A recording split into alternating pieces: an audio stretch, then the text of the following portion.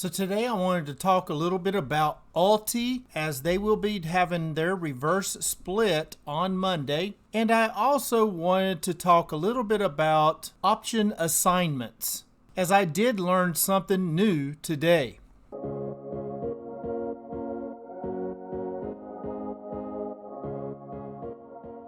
Hello my friends, this is Legend. So today we're going to take a look at ULTY quickly and just kind of show you what it's showing on the chart, and then we'll follow it up with talking about my SPY option that I had on Wednesday and a little something that I learned about option assignments. So before we get started, if you don't mind, hit that like button, as it does help the channel out. But let's just go ahead and we're going to take a look at ULTY, because ULTY will be having their reverse split on Monday, and that'll be December the 1st. There's several other ones on December the 1st and a few other dates as they are scattered out. But I just wanted to show you here quickly on ULTY, you can see it shows it as suspended, right? And it's suspended just because they have to go in and they've got to create that whole reverse split, which will change the pricing. And I'm sure there's a lot of behind the scenes kind of things that has to happen in order for that to take place. But I just wanted to show you that it is showed as suspended because it will be going through that reverse split on Monday. But the nice thing is we have been moving up the past few days, so that's a good sign for ULTY. It closed today at 403 with a 0.75% up. And while we're looking at some charts here, let's take a look at MSTY as well. And you can see MSTY actually is up 1.08%. A very nice move on MSTY. And it moved up because Mr. had a little bit of an up day, right? It actually moved up 0.88%. So you can see that MSTY actually got a higher move up than even Mr.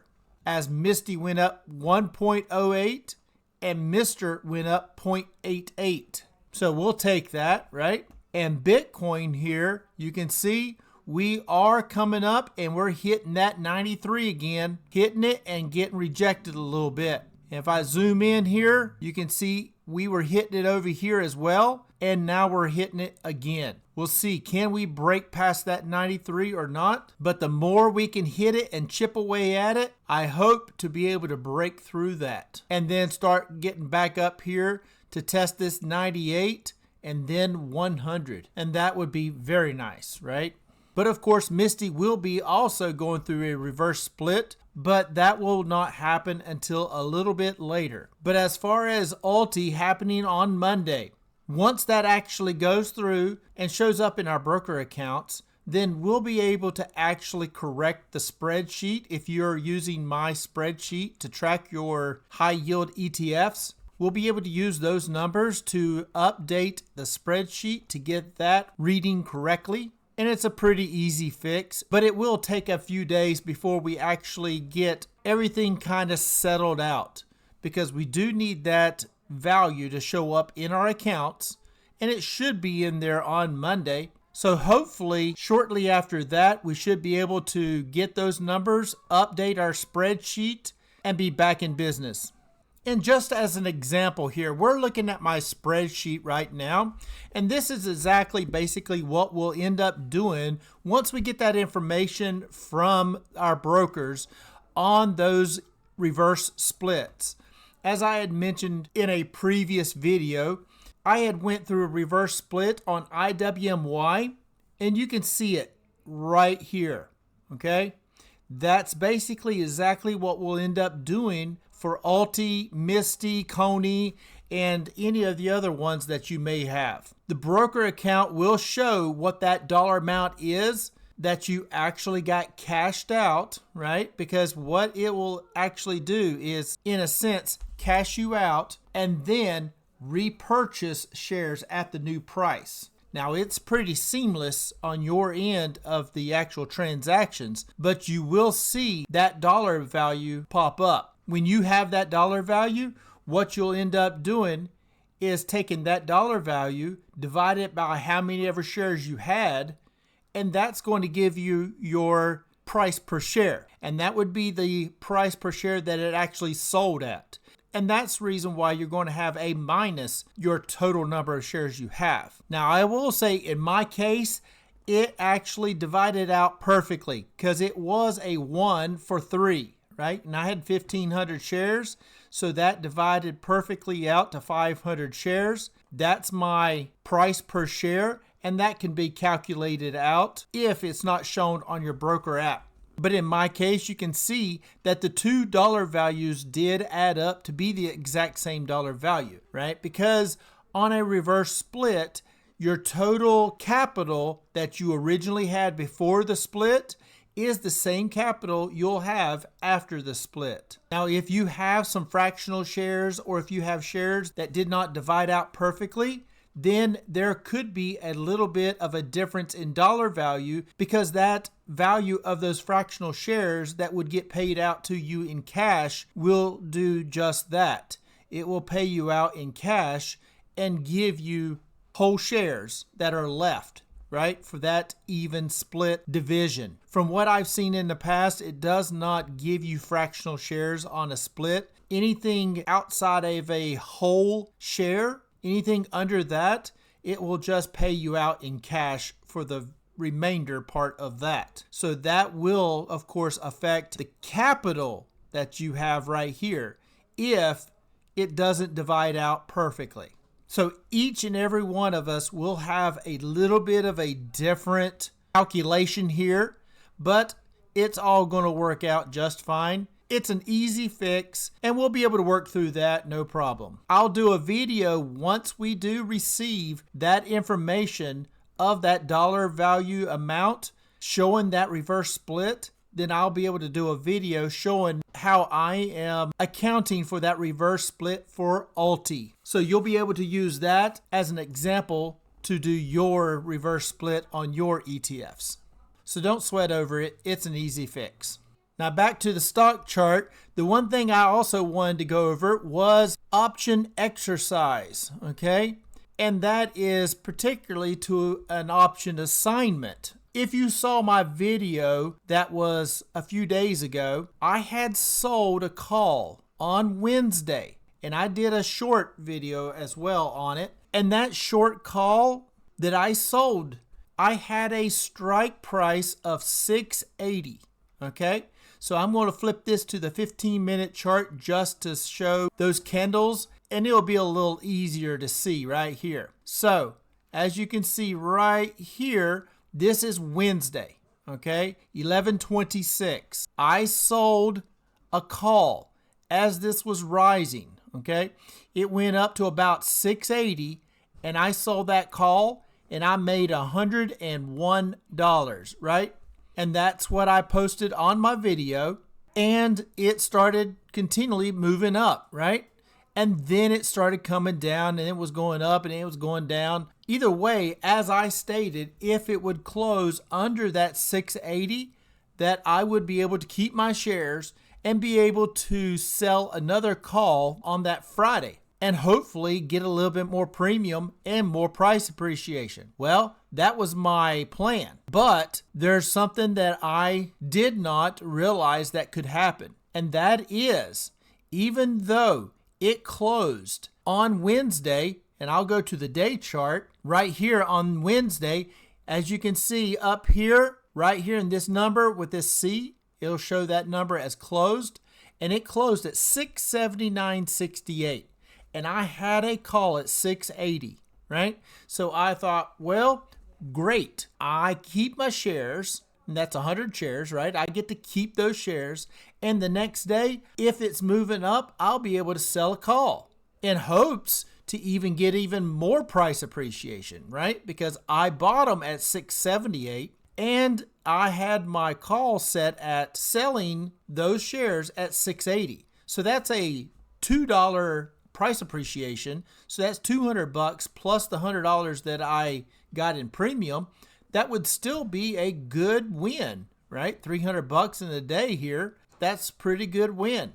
But if I got to keep my shares, the next day I could sell another call, make more price appreciation on top of making more premium. And that was my idea, and that was my plan, since it did close under 680. But what I did not realize is, going back to this 15-minute chart and sliding back over to the Wednesday after hours here, I did not realize that even after hours, if the stock price is above my strike, even though I was not called away during market hours, I can be called away in the after market hours, right? I did not realize that. But after a little research, I found out that the buyer has up until 4:30, and in some cases, on some stocks or ETFs, they can have up to 5:30 Eastern Standard Time to manually assign the call and therefore take the shares. So they have a bit of time, up to 5:30 p.m. in some cases, to actually exercise that call. So even though it did close at 679.68, the fact that after hours it started moving up and it was above my strike, the buyer still can go ahead and manually exercise you and therefore take your shares if they so choose. And that's what happened to me on this round, because I got up this morning, I saw I had an assignment, and it was the SPY call that had been exercised and my shares were taken. And to my surprise, I did not realize that that could happen after hours. Now, granted, that worked out pretty good for them, right? Because they got those shares and it started moving up a bit, right? Because that's what I was trying to do here with having those shares, sell another call at about, say, 682 or something like that, make more premium, and make an extra $100 or $200, depending on what the strike I selected, in price appreciation, because it did end up closing at 683.39. So one thing to note is, even though on expiration date, after hours, the buyer still can exercise you. That I did not realize. I knew at any time during the day, you can get exercised early throughout that day, right? If it's above your strike, you could get exercised. It doesn't have to wait until the end of the day to see, well, what does it close at, right? I know that part of it. I just did not realize that that can also happen after hours. And if that price is above your strike, they can exercise you and take those shares. And that's the same for a put as well. If you sell a put and it does not get down below your buy price and you think you don't have to buy those shares, and then after hours it drops, you could get exercised and have to purchase those shares. So keep that in mind, as that is something that I did not realize. That's never happened to me before, but I did do some research and it is true. They can exercise you after hours, and especially on that expiration date. When you think the trade is over at 4:00 p.m. Eastern Standard Time and you think the day is over and you've come out smelling like a rose, and then after hours it moves against you and then all of a sudden you get assigned.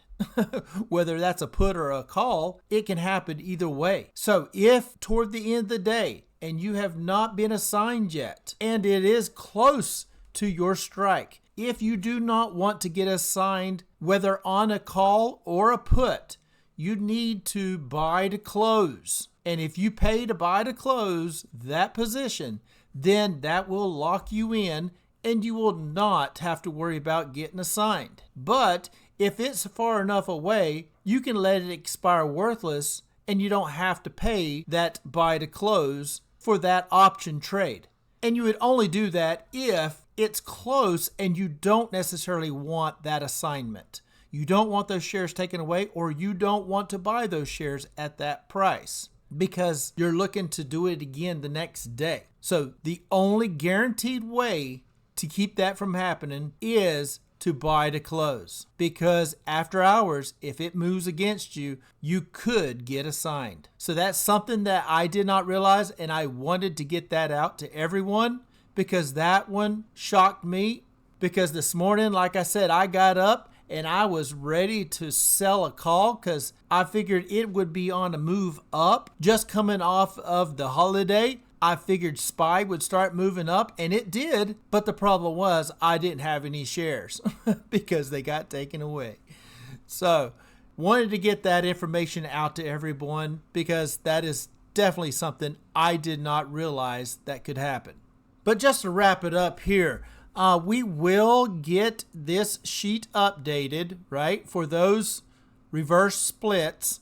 So just hang tight, and I'll get a video out next week sometime once we do get that information from the broker. But if you don't already have this sheet, you can get a copy of it by joining the Discord, and the link for Discord will be in the pinned comments and down in the description to where you can get a copy, enter your own information in, your buy prices into your individual sheets here, your distributions that you've earned, so that it can calculate that real price per share, so that you know, looking on the summary page here, of what to pay attention to, which ones to buy and which ones to just sit on and let it work for you.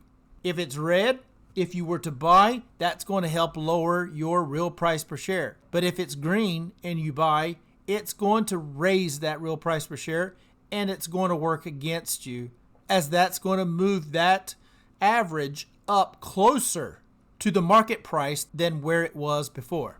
So I think I'm going to wrap it up right there. If you don't mind, hit that subscribe button and smash the like button. It'd be much appreciated. And as always, I am not a financial advisor. This is not financial advice. Please do your own due diligence before you get into any stock plays. And until next time, Legend out.